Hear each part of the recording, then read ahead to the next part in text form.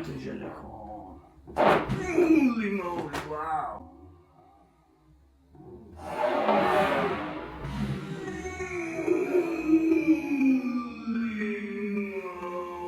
واو. واو.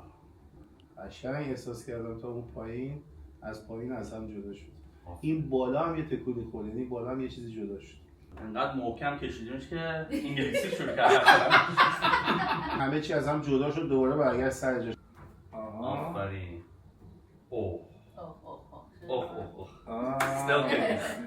میدونستم من گوشتم بگم. صاف شدم آفرین. قشنگ صاف شدم. خودم احساس میکنم قشنگ صاف شدم. ولی کله پاچه اینجا. ما علیو برگردوندیم به کله پاچه. بله من برگشتم. مرسی، خیلی ممنون.